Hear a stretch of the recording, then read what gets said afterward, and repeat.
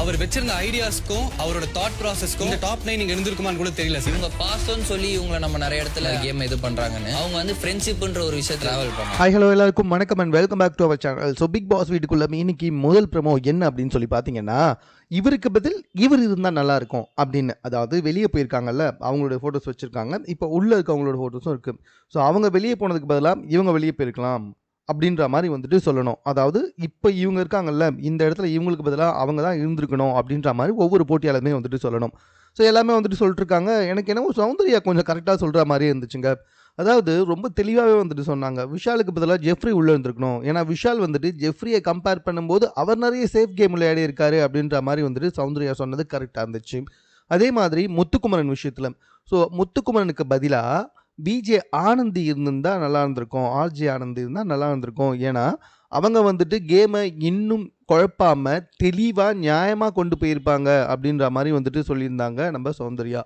So அதே மாதிரி வந்துட்டு ரயான் சொன்ன 2 விஷயம், ஒன்று அருணுக்கு பதில் வந்துட்டு ரவீந்தர் இருந்திருந்தால் நல்லாயிருக்கும் அப்படின்னு சொல்லிட்டு, சத்தியமாக இதை என்னால் ஏற்றுக்கவே முடியாது. ரயான் மூளையோடு தான் பேசுகிறாரா என்னன்னு தெரில. ரவீந்திரால வந்துட்டு ஒரு டாஸ்க்கு கூட விளையாடி இருந்திருக்கவே முடியாது. ஆனால் அருண்லாம் பொம்மை டாஸ்க்லலாம் எந்த அளவுக்கு வந்துட்டு ஹார்டாக விளையாடி இருந்தார் அப்படின்றது உங்களுக்கே நல்லா தெரிஞ்சிருக்கும். அவர் இருந்திருந்தால் இந்த 11 பேர் ஃபைனலில் இருந்திருப்பாங்களானே தெரியாது அப்படின்ற மாதிரிலாம் வந்துட்டு சொன்னார்ல, அதையுமே என்னால் ஏற்றுக்க முடியாது. ஏன்னா ரவீந்தர் கண்டிப்பாக வந்துட்டு முதல் 3 வாரத்தை தாண்டினாலும் 4வது வாரம் மேக்ஸிமம் 5வது வாரம்லாம் வரத்துக்கு வாய்ப்பே கிடையாது. ஏன்னா டாஸ்க் மூலமாக வந்துட்டு அவர் சுத்தமாக விளையாடவே முடியாது.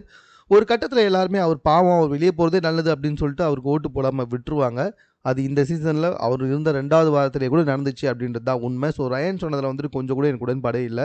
அடுத்ததாக யார் ரயன் சொன்னார் அப்படின்னு சொல்லி பார்த்தீங்கன்னா, முத்துவையும் ஆர்ஜே ஆனந்தியும் தான் வச்சு சொன்னார். அதுக்கு என்ன காரணம் அப்படின்னு சொல்லி பார்த்தா, முத்துவுடைய கருத்துக்கள் அவருக்கு ஏற்ற மாதிரி இருக்கும் அப்படின்ற மாதிரி வந்துட்டு சொன்னார். அதுக்கு விஜய் சேதுபதி என்ன சொன்னார்னா, முத்துவுடைய கருத்துக்கள் வந்துட்டு சுயநலமாக இருக்கும் அப்படின்ற மாதிரி சொல்கிறீங்களா அப்படின்ற மாதிரி கேட்க, ஆமாம் சார் அப்படி தான் சார் இருக்கும் அப்படின்ற மாதிரி வந்துட்டு சொல்ல, அங்கே ஆடியன்ஸ்லாம் கை தட்டுறாங்க. முத்து அமைதியாக உட்காந்துக்கிட்டு இருக்காரு. பட் நார்மலான முத்துவாக இருந்தால் உடனே என்ன பண்ணியிருப்பான்னு நமக்கு தெரியும். ஆனால் முத்துவுமே வந்துட்டு நார்மலான மனுஷன்லாம் கிடையாது. அவர் வந்துட்டு பதிலடி கொடுக்கறதுக்கு வெயிட் பண்ணி தான் இருப்பார். அவரோட ஈகோ டச் பண்ண அவர் மட்டும் சும்மாவாக இருப்பார். அவர் டெஃபினட்டாக வந்துட்டு ஒரு இடத்துல அவர் போய் ஒன்று வைக்க தான் போகிறாரு. அந்த இடத்துல வந்துட்டு கண்டிப்பாக ஒரு பிரச்சனைகள் வரதான் செய்யும். அதே மாதிரி பார்த்தீங்கன்னா நம்ம விஷால் வந்துட்டு ஜாக்லினுக்கு பதிலாக அன்ஷிதா இருந்தால் நல்லா இருந்திருக்கும். ஏன்னா அன்ஷிதா வந்துட்டு பாசத்தின் பேரில் வந்துட்டு எல்லாத்தையுமே இது பண்ணிட்டு இருந்தாங்க. ஆனால் இவங்க பொய்யா ஃப்ரெண்ட்ஷிப் அப்படின்ற பேரில் ஒருத்தர் வந்துட்டு கேம் ப்ளே பண்ணிட்டே இருந்தாங்கன்னு சொல்லிட்டு ஜாக்லினை கம்பேர் பண்ணியிருந்தாங்க.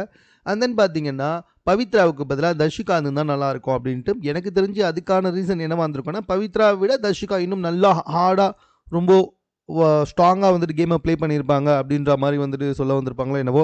பட் ஆனால் பவித்ரா இண்டிவிஜுவல் கேம் விளையாடினாங்க. ஆனால் கண்டிப்பாக தர்ஷிகாவாக இருந்தால் ஒரு கூட்டத்தோடு சேர்ந்து தான் விளையாடி இருந்திருப்பாங்க. அதில் எந்த டவுட்டுமே கிடையாது. தர்ஷிகா உள்ளது தான் முழுக்க விஷால் கூடவே தான் இருந்திருப்பாங்க. விஷால் அப்போவே வெளியவும் போயிருப்பார். ஸோ அதனால் எனக்கு அந்த கருத்துலையுமே உடன்பாடு கிடையாது.